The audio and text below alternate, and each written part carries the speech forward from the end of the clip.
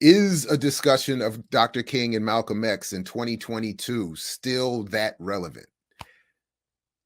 So my initial response, and this was even before this latest piece drop, was, of course, I'm biased, but of course I said, well, absolutely, it's still relevant given all of, if for no other reason, all of the attention paid and encouraged and the rebranding involved by the powers that be, that we from time to time be reminded of our great leaders. Of course, be reminded in a way that those in power would prefer we be reminded. But that is, so I said, we've had all these Netflix documentaries about Malcolm X. We had the Hulu series about Dr. King and the FBI come out. We've had movies, whether it's Selma or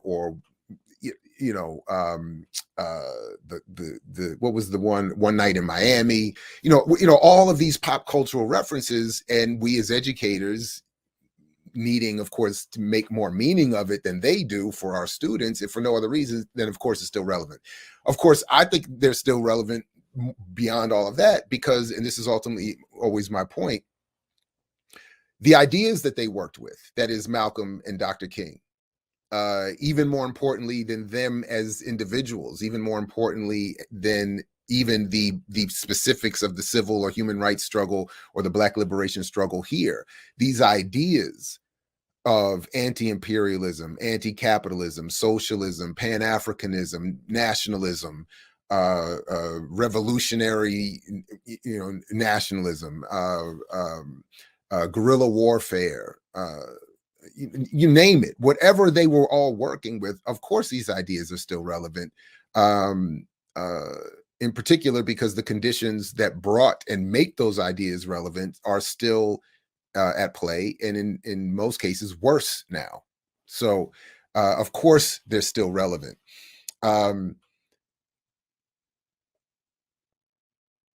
So when thinking about Dr. King and Malcolm X, they do provide in many ways perfect exemplars. They are perfect exemplars of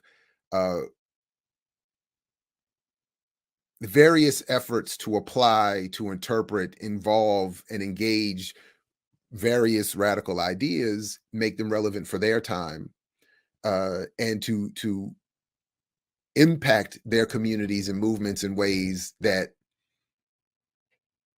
continue to need to be rebranded, restructured, with energies redirected in other ways.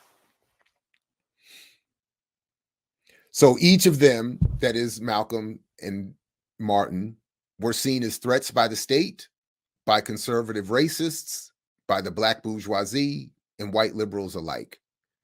Particularly by the end of both of their lives, both of them were equally, in many ways, seen as threats by that compendium of segments of the society. Their media representation reflects how they were and are still being used to redirect righteous anger and radicalism into safe and convenient tributaries, often managed in corporate and nonprofit liberal structures.